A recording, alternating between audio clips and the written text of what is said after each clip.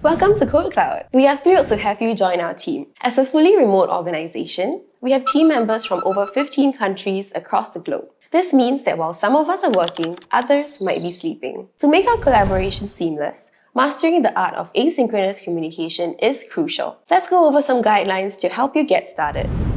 With the right practices and tools, we can work efficiently and effectively. Here's how. First, let's understand the difference between synchronous and asynchronous communication. Synchronous communication happens in real time, like meetings on Google Meet, where everybody interacts simultaneously. This is ideal for urgent discussions that require immediate feedback, brainstorming sessions where ideas are bounced off of each other, and real-time troubleshooting of complex issues. On the other hand, asynchronous communication doesn't require immediate responses and allows people to reply at their convenience. Tools like Slack, ClickUp, and Loom help us achieve this. Asynchronous communication is ideal for providing updates and announcements, sharing detailed project plans and documents, conducting reviews and feedback sessions. Slack is our go-to tool for all instant communication. Use it for quick messages, updates, and informal chat. But remember, Slack is not for assigning tasks. For that, we use ClickUp. We have multiple channels in Slack. You'll see the department name at the beginning of each channel name. As you settle in, you'll be invited to several of these channels. Try not to add everyone to all channels. We don't want people to drown in notifications. Periodically review and exit channels you're not active in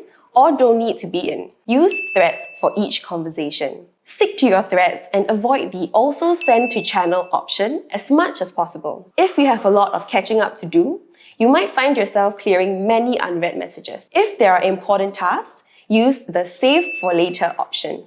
And remember to actually go back and get them done. Be direct with your messages. Instead of saying hi and waiting for a response, jump straight to your question. Think of it like ripping off a band-aid, quick and painless. Also, don't always expect an immediate answer. Remember, Slack is still an asynchronous tool. We're not glued to our screens 24/7. If a chat is getting too long and you need to discuss something important, switch to Huddle. This is how you go from async to synchronous. Use Huddles for instant conversations. Think of it as calling an emergency meeting, but without the donuts. As a fully remote and global team, we're spread across different time zones. While it's day for some, it's night for others. Some of us prefer working on weekends, while others don't. The expectation is that anyone, anywhere in the world, should be able to send an asynchronous message via Slack, email, or Loom without worrying about the recipient's time zone, holiday schedule, or weekend plans. If I have an idea during a walk or need an answer to a question, I want to share or ask it immediately without worrying if I would be disturbing the other person. To make this work and ensure no one is disturbed during their off hours, we all need to configure our Slack and email notifications accordingly. Set them to alert you only during your office hours and remain silent during your off hours. Unless it is absolutely urgent, the expectation for all these asynchronous messages is that the recipient only responds when they are back to working hours. Of course, for any urgent matters or emergencies, you should reach the other person over a direct phone line at any time. Having said that, here's a quick tip on scheduling messages to send later on Slack. On desktop, you have the optional drop-down next to the send button, and on mobile, you can press and hold down the send button.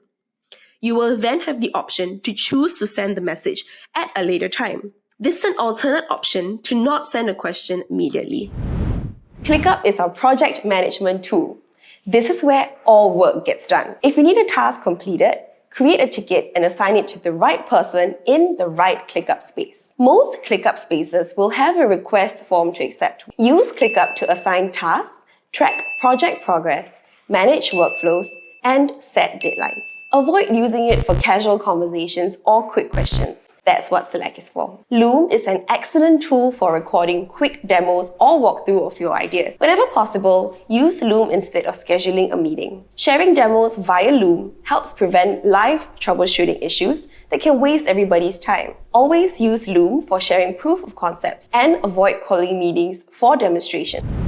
At Code Cloud, we embrace a culture of documentation. If you want to share ideas, analysis, or strategic thoughts on the company's direction, write them down in detail and share them in advance. Most ClickUp spaces will have a dedicated space for these. Meetings should be reserved for discussing and brainstorming ideas and solutions, not just transmitting information. Documenting ideas helps make them searchable and also gives others enough time to read through, understand, and digest the information. Maybe even come up with questions and alternate theories in advance. While we prioritize asynchronous communication, it's important to know when to switch to synchronous mode. If you're troubleshooting a critical issue that requires immediate attention, when you need to brainstorm ideas and benefit from real-time interaction, or for deep dives into complex problems where immediate feedback is necessary, switch to synchronous mode. For example, a brainstorming session for a new feature or solving a complex issue might require a real-time discussion to quickly align on solutions.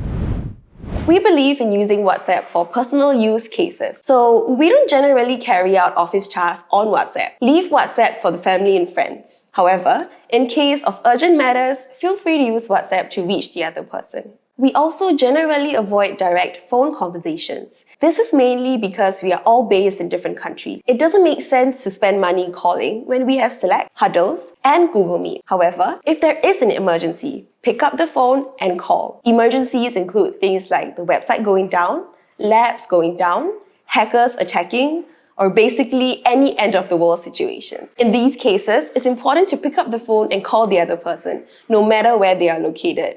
And yes, even if it's in the middle of a family dinner.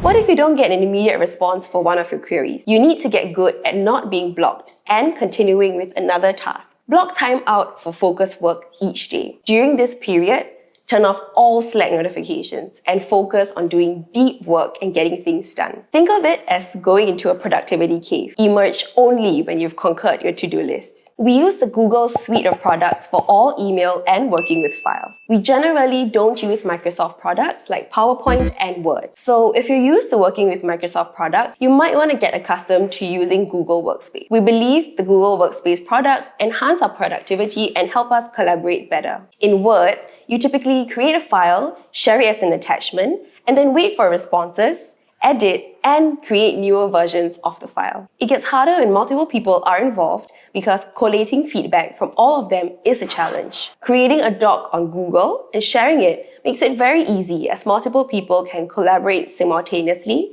and you don't need to maintain multiple versions of the same file. One file with one version. Simple and efficient. We prefer Google Sheets over Excel. You can get 90% of your work done in Google Sheets that you can with Excel. However, there are exceptions. Our content team uses PowerPoint for course creation. So, if you really need Microsoft products, do reach out to your manager for approval before purchasing one. By following these guidelines, we can ensure that our communication is effective and that we spend our time on meaningful work. Welcome to Code Cloud, and let's make great things happen together. Feel free to reach out if you have any questions. Happy working!